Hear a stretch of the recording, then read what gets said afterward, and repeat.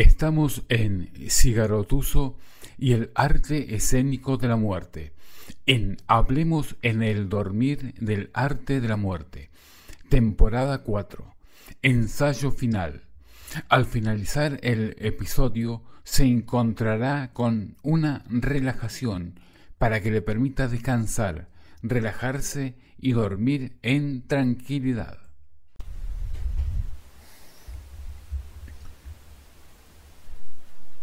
Hacia el año 1300, en el corazón del medioevo, cuando se encuentra una mayor documentación, se puede reconstruir el modelo occidental de la muerte en su apogeo.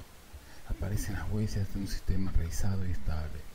En el plano demográfico, si bien es cierto que en Occidente no se vivieron las agresiones masivas de la peste de la época de Constantino hasta su vuelta en el siglo XIV, el análisis de la mortalidad muestra el peso de distintos flagelos y miedos, como la lepra, pero sobre todo entrega la imagen de la vida breve. Si consideramos que la esperanza de vida al nacer no supera los 30 años, como se ha podido apreciar a través de los estudios arqueológicos en los cementerios. En respuesta a esta presencia continua de la muerte, se puede estimar que una red de gestos y prácticas mágicas de las que los folcloristas han exhumado las huellas constituyó más tarde la réplica general en el medio rural de Occidente, muy incompletamente cristianizado. Entre estas se pueden señalar los gestos ante la proximidad de la muerte, las prácticas mortuorias, velatorios, banquetes fúnebres, o los amortajamientos y sepulturas. Sobrepasando el análisis de estos comportamientos se diseñan los rasgos de un sistema muy antiguo sobre la muerte y el más allá, dominado por la cohabitación de los vivos en el pueblo de los muertos dobles, los aparecidos herederos de las larvas de la antigüedad, presencia próxima o recuerdo hostil, del cual deben liberarse a través de los ritos más apropiados. Los campesinos nombran un emisario para hablarle a los aparecidos, junto con este modelo de religión o prácticas populares que sobrevivirá hasta la época moderna. Una cristianización real, superpuesta y asociada a un modelo oficial, tuvo un lugar de importancia, proponiendo otra visión de la muerte, articulada en torno a la resurrección de Cristo. Esta cristianización se expresa en la imagen de la buena muerte, de la que la literatura e historia de vida de los santos entregan los mejores ejemplos en la muerte de ellos: San Francisco o Santo Domingo, la muerte o dormición de la Virgen. También en el momento final, los valientes caballeros se duermen serenamente, transmitida como la imagen del reposo. Por ejemplo, Roldán, esperando la resurrección. Los yacintes de las iglesias románicas son la expresión figurada. La iglesia trata de atraer las ritualizaciones y comportamientos frente a la muerte, que controla en ese tiempo de manera insuficiente. El tránsito final, presentado en la escatología, impone la imagen del apocalipsis y del juicio final colectivo, junto a la alternativa trágica de dos lugares, el paraíso y el infierno, tal como figuran en los tímpanos de las iglesias románicas y en las catedrales góticas. Entre el juicio individual y el juicio colectivo aparece como un tercer lugar el refrigerium, o el seno de Abraham, en cuyo manto asoman las pequeñas cabezas de los que se esperan el juicio final. Este tercer lugar será el purgatorio, donde van las almas menos pecadoras, sobre la cual San Agustín ya se había interrogado. Además, esta concepción estuvo presente en los grupos considerados heréticos, por ejemplo, entre los cátaros. Sus cementerios lo testimonian, o en representaciones de sensibilidades nuevas entre las élites, en la muerte humanizada de la poesía cortesana o los poemas épicos. Estos dos sistemas, que se han opuesto de manera caricaturesca, van a diversificarse y adquirirán complejidad a fines de la Edad Media. La muerte en el medioevo. A partir del siglo XVI se asisten a una regresión de la población o aumento de la muerte masiva. La peste negra arrasa el occidente cristiano y toda Europa. En 1315, sobre todo en 1340 y 1351, en un contexto de guerras y hambrunas, renuevan la agresividad de las pestes venidas del oriente, repercutiendo en la caída frontal de la población, entre 40% al 60% según las regiones. La baja de la esperanza de vida. Hoy se atribuye esta caída con más rigor a la hambruna y a la recurrencia de las epidemias que a la catástrofe de 1348 en particular. Un malestar de larga duración se establece en las sociedades occidentales, perdurando por más de un siglo. Uno de los elementos representativos del periodo será la hoguera de lo macabro, que constituye uno de los rasgos fundamentales de la sensibilidad colectiva. Podemos apreciar tanto los gestos, los pogroms o los flagrantes, como las expresiones literarias agradas o profanas.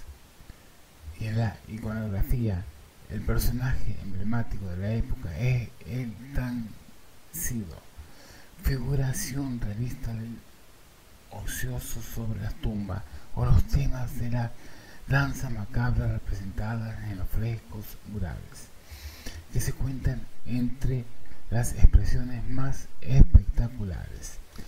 El seguimiento de estas imágenes muestra mutaciones importantes tales como la invención y la personificación de la muerte, inscrita en la serie de triunfos en Italia desde el siglo XIV al siglo XVI.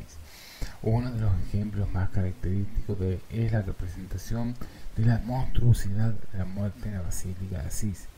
También se puede leer el discurso igualitario y no velador de las danzas macabras como último resurgimiento de los muertos dobles o aparecidos de la religión popular, como es el caso de las regiones meridionales del encuentro entre los vivientes y tres muertos, y en que los últimos advertirán: tú serás como yo soy. Paralelamente, en este periodo se elabora un nuevo discurso cristiano sobre la muerte, apareciendo una reforzada sensibilidad hacia la aflicción por el fallecimiento, que se inscribe en el Cristo del dolor. Se designa una serie de intercesores celestiales. En primer lugar, la devoción a María, la Virgen de la Misericordia, nuestra abogada, que cubre los pecados bajo su manto. La multiplicación de las cofradías y las devociones a los santos ilustran sobre las redes de recursos y apoyos de los que tienden a rodearse las sociedades frente al peligro de la muerte. Al mismo tiempo, el purgatorio, donde se efectúa la redención de los pecadores en determinados plazos, será una noción ampliamente difundida desde 1150. La concesión de las indulgencias no es más que una expresión extrema de estos comportamientos. La exasperación sobre la salvación individual llega a ser una de las mayores expresiones de la mentalidad de ese tiempo. La toma de conciencia de la muerte personal o del descubrimiento trágico de la muerte de sí mismo, expresión utilizada por Aires, se trasunta en la proliferación de los ritos y prácticas en torno a la muerte. El desarrollo de los testamentos, las desmesuras en las exequias fúnebres de los poderosos, la largueza de los legados píos, la grandeza de las tumbas y, para los más pobres, un lugar en el cementerio o en los osarios. Camposanto en Italia, osario de los inocentes en Francia. Renacimiento. El Renacimiento representa algo más que una peripecia en la evolución que comenzó al final del medioevo. En el plano de la historia demográfica, el siglo XVI aparece como el del triunfo momentáneo de la vida, desarrollo demográfico general, pero sin la modificación del modelo tradicional de mortalidad, en constante cambio debido a las hambrunas y la peste. Será en el nivel de las sensibilidades colectivas y de las ideologías que intervendrán los cuestionamientos esenciales al modelo cristiano. En el marco del humanismo europeo se forma claramente un nuevo discurso sobre la muerte, vencida por la genialidad, por la gloria o simplemente por la fuerza y la energía vital, testimoniada en la literatura y el arte de Italia en época de los príncipes. Por este camino, algunos llegarán hasta impugnar radicalmente el discurso religioso sobre la salvación y el más allá. La contrapartida popular al sistema de la muerte cristiana permanece todavía viva y apta para nutrir la expresión de la élite. Incluso entre los miembros de las élites, numerosos serán los que el discurso petrarquiano les entregará el modelo dualista, susceptible de integrarse durablemente a la visión cristiana de la muerte y la salvación. En otro frente, la reforma protestante, en sus diferentes expresiones, representa una confrontación radical de las prácticas y de las lecturas forjadas en la época precedente. Si el miedo a la muerte, al diablo, a la condenación ocupan un lugar importante en los discursos de los reformadores más relevantes, estas cláusulas serán sobrepasadas por la certeza en la salvación de los justos, de los elegidos, o la salvación de la fe. La Reforma discute radicalmente la teología del tercer lugar, de este purgatorio, que había llegado a ser un recurso esencial para la Iglesia Católica, y de su traducción en la venta de indulgencias como de las oraciones, obras pías en favor de los muertos y de todas las prácticas que les acompañaban. ¿En qué medida los gestos y las expresiones cotidianas reflejan estas contestaciones? La Reforma rompe la unidad de comportamiento del universo cristiano occidental. Un cierto número de rasgos comunes de evolución subsisten: el rechazo a lo macabro, la lucha contra la cultura popular, persiguiendo las supersticiones a través de la condenación de la brujería, la exaltación del hombre y del cuerpo en la poesía y el arte, la trascendencia por los méritos y la gloria, reflejan en conjunto la totalidad y tonalidad propia del tiempo del humanismo. Sin embargo, permanece la difusión de las prácticas testamentarias, la ostentación en el arte funerario y el desarrollo de las pompas fúnebres entre nobles, en particular en las obsequias de los reyes y príncipes. No obstante, debe considerarse que, donde triunfa la Reforma, se modifican los ritos del último momento para el común de los mortales, desacralizándolos incluso el aspecto del cementerio y, más profundamente, sin duda, la relación entre los vivos y los muertos.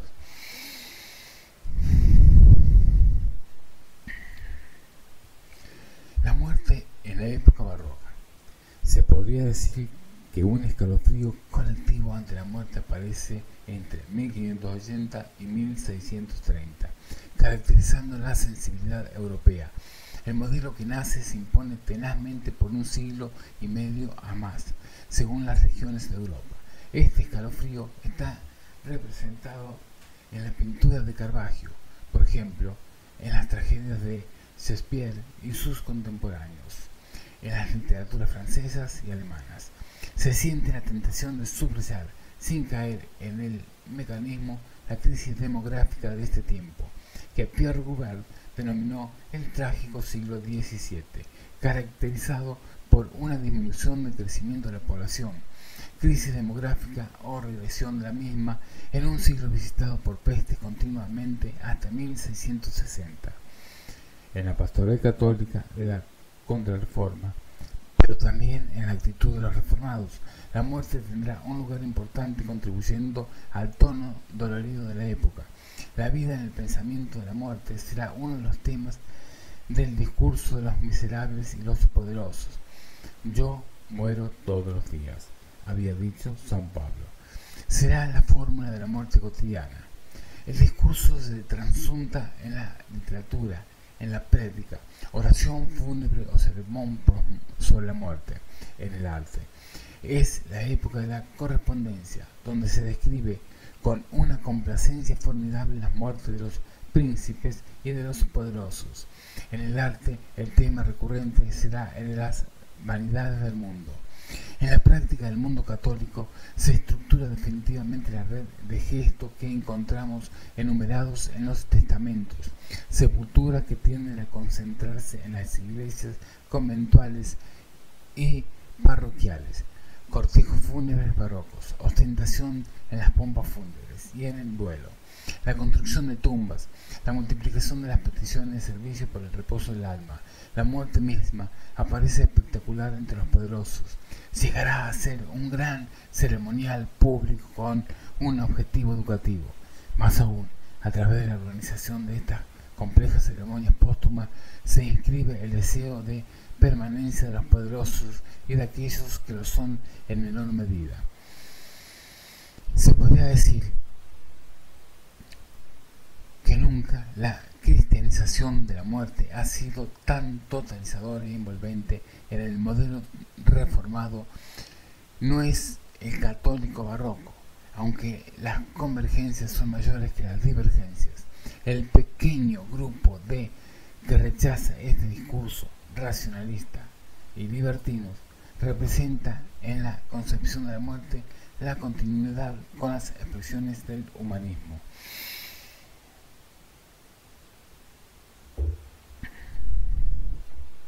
La muerte en el siglo de las luces. En la segunda mitad del siglo XVIII asistimos a la destrucción del sistema barroco. Es necesario relacionar esta evolución con los cambios, con las condiciones demográficas operadas en el mundo occidental. Se registra un crecimiento irreversible de la población, sin que los medios para luchar contra la muerte hayan conocido una verdadera revolución. Pero se constata un retroceso de la crisis de mortalidad al antiguo estilo. ¿Había cambiado la muerte para los agentes de ese siglo? Precisamos a lo menos la puesta en duda del discurso hegemónico de las iglesias. La afirmación puede parecer paradoja, no obstante, en el catecismo permanece sin cambio hasta fines del siglo y aún más tarde. Sin embargo, hasta 1750 aproximadamente, en Francia y luego en Europa meridional, el sistema de las pompas fúnebres barrocas se estabiliza y en cierto momento retrocede. El ataque al modelo de la contrarreforma queda abierto en adelante. La filosofía de las luces, en el movimiento secular, impugna ásperamente un sistema que le parece revelador de la impostura clerical y de la mistificación.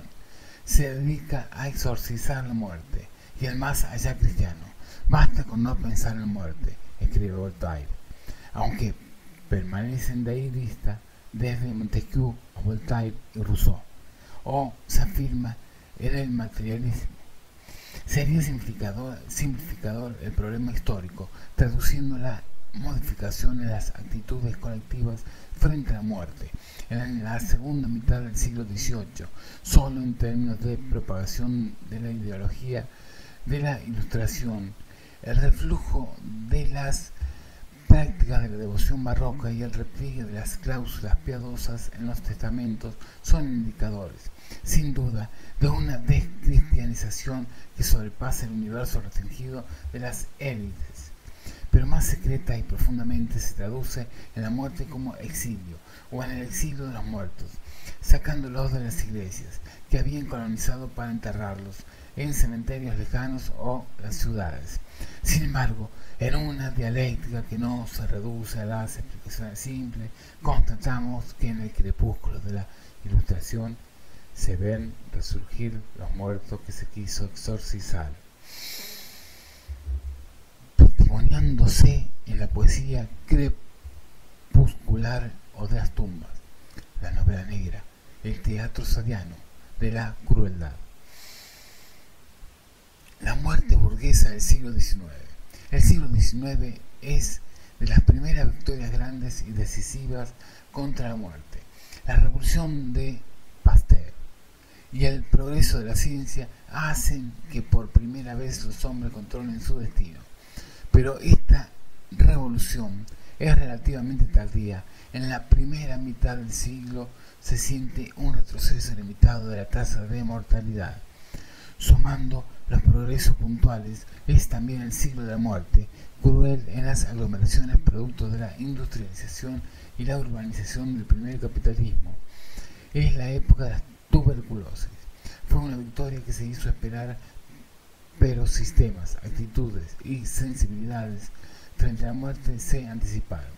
El discurso deja de ser unánime, aunque el de las iglesias se mantiene en lo esencial y se puede afirmar que aún responden los interrogantes de la mayoría de los hombres en el campo e incluso en las regiones urbanas.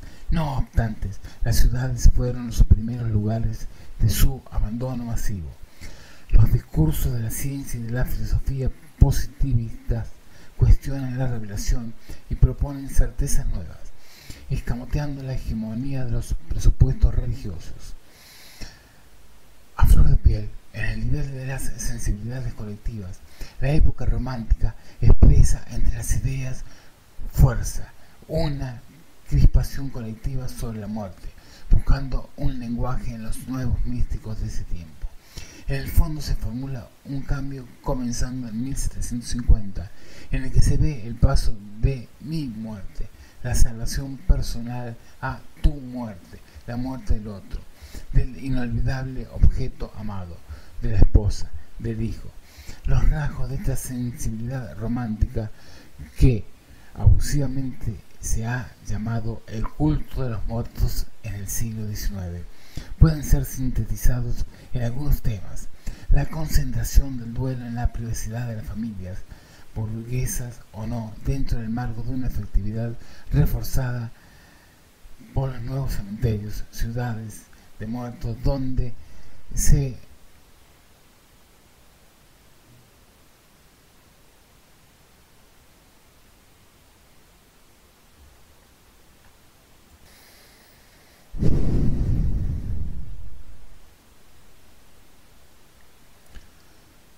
pueden ser sintetizados en algunos temas.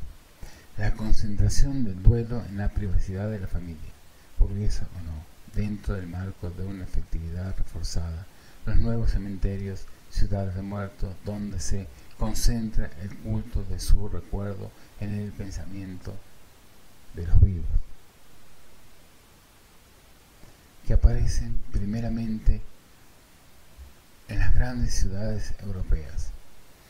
El tema de nos volveremos a ver, ese encuentro en el más allá, se sustenta en los místicos o en ideologías de contrabando, como por ejemplo el espiritismo.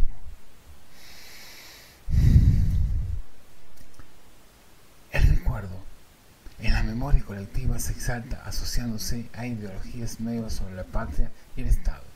Las estatuas en las plazas públicas, las placas conmemorativas en las calles, los monumentos de conmemoración relacionando a las generaciones, proliferarán desde el comienzo del siglo en Alemania y sobre todo desde los años 70 en Estados Unidos y Francia.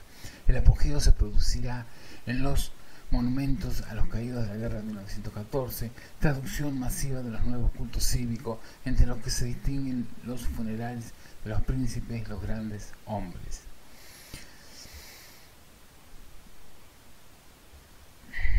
Víctor Hugo, Lincoln, Verdi y muchos otros, que son los ejemplos de la nueva sensibilidad. Sí, ejemplos de la nueva sensibilidad. En la medida en que el siglo avanza, la afirmación de la certeza burguesa se matiza, contrapesándose con la vuelta agresiva de lo que Freud llamó la pulsión de la muerte. Después del romanticismo, el simbolismo negro de lo que se ha denominado por antítesis la bella época, inundada de fantasmas mórbidos, reflejo visible de un malestar en la sociedad.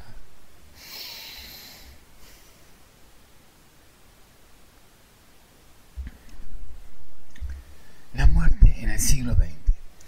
El historia de la muerte, el siglo XX se presenta en una gran ambigüedad. Es el triunfo de la vida, considerando los test demográficos.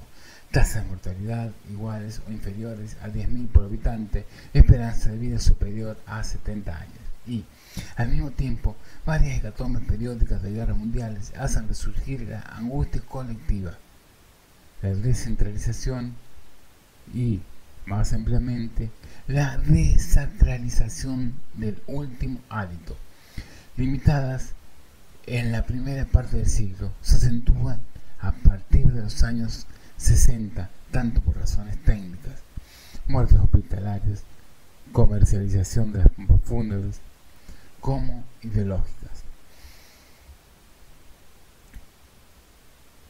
Pero los otros sistemas de explicación de la muerte ven la serena certeza de la época positivista alterada, o puesta en duda por el retorno de la irracionalidad contemporánea. En el nivel de las estrategias en terreno, Occidente ha adoptado, a partir de los Estados Unidos y el mundo anglosajón, el modelo del tabú sobre la muerte. La muerte es camoteada por una sociedad que se rehúsa a verla enfrente. Desde los años 60, un movimiento de redescubrimiento de la muerte se diseña a nivel de los discursos de aquellos que ahora están investidos por la obligación de hablar de ella: psicólogos, médicos, historiadores. Del mismo modo, una difusa sensibilidad colectiva cuestiona los elementos mayores del modelo actualmente dominante a partir de un cierto número de temas: eutanasia, encarnizamiento terapéutico, poder médico. Es pronto para decir si esta tendencia expresa una simple peripecia o un cambio decisivo. Además, es imprescindible preguntarse sobre los elementos que hacen a las sociedades cambiar sus percepciones de la muerte. La demografía es un factor de un proceso constante, pero no decisivo. La ideología, el discurso sobre la muerte, transparenta ciertos modales, expresión de un conjunto de elementos complejos y diferenciables, cambiantes en el tiempo histórico. Estos modelos preponderantes en una época se desestructuran, testimoniando crisis mayores al interior de las sociedades. Así, por ejemplo, la profusión de lo macabro pierde importancia durante la crisis de la sociedad caballeresca. Los ceremoniales barrocos acusan una disminución en la transición al Estado moderno. Un malestar de sociedad anuncia el crepúsculo del discurso de iluminismo del siglo XVIII, abocado a exorcizar la muerte mediante la fuerza del verbo, dando paso a la bella época de los decadentes y simbolismos negros.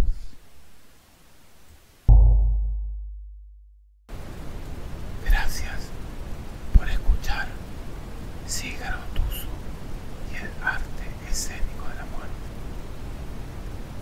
Y antes de irnos, muestre un poco de amor por su podcast favorito, dejando una reseña, like, compartan y suscríbanse.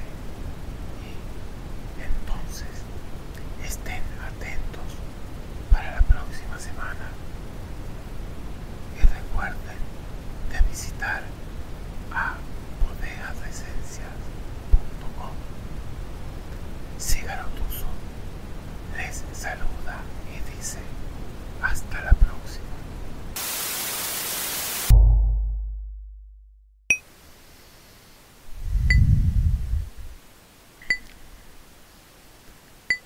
Comience por concentrarse en su respiración, adentrándose en ella.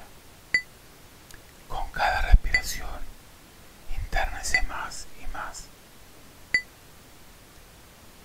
Profundice en un estado sereno, relajado y hermoso.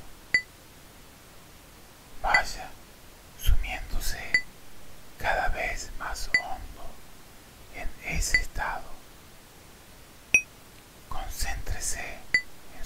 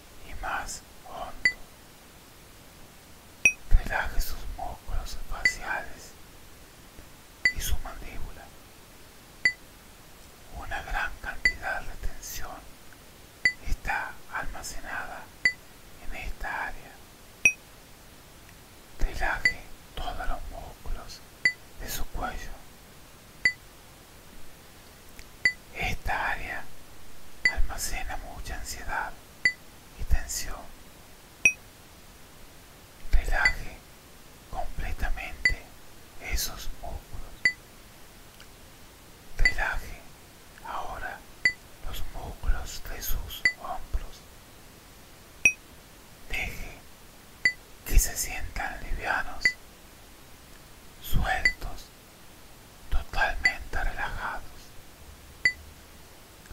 Relaje ahora los músculos de sus brazos y de su espalda, tanto los de la parte superior como los de la parte inferior de su espalda. Relájelos completamente. Relaje los músculos de sus piernas.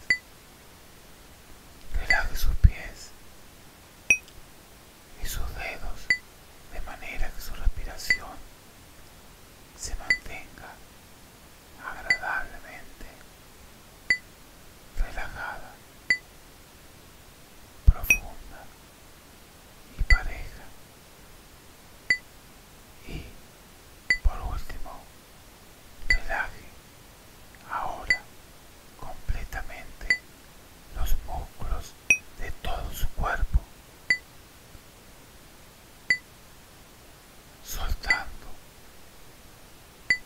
profundizando, relajándose totalmente. Sienta cómo usted va cada vez más hondo. A continuación, visualice una hermosa luz que se acerca desde arriba a la parte superior de su cabeza. Penetra ahora en su cabeza y comienza a esparcirse por todo su cuerpo, de arriba hacia abajo. Penetra en su cerebro y en su sistema nervioso.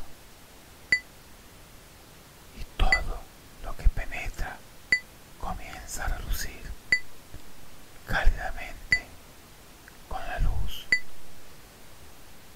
La luz ingresa en su estómago y abdomen, llenando todos los órganos abdominales, aliviándolos, relajando los nervios, los músculos de su estómago y abdomen. Esta luz hermosa, relajante, curativa y profunda va llenando cada célula, cada fibra de su cuerpo, va llenando de una hermosa calma, va eliminando toda enfermedad y restaurando cada tejido, cada célula, cada órgano a su estado normal y saludable. Escuche la sabiduría que le puede comunicar. Sienta la paz y el amor. Escuche. Escuche. Escuche. En el amor no cabe el miedo, ni la ansiedad, ni el tiempo.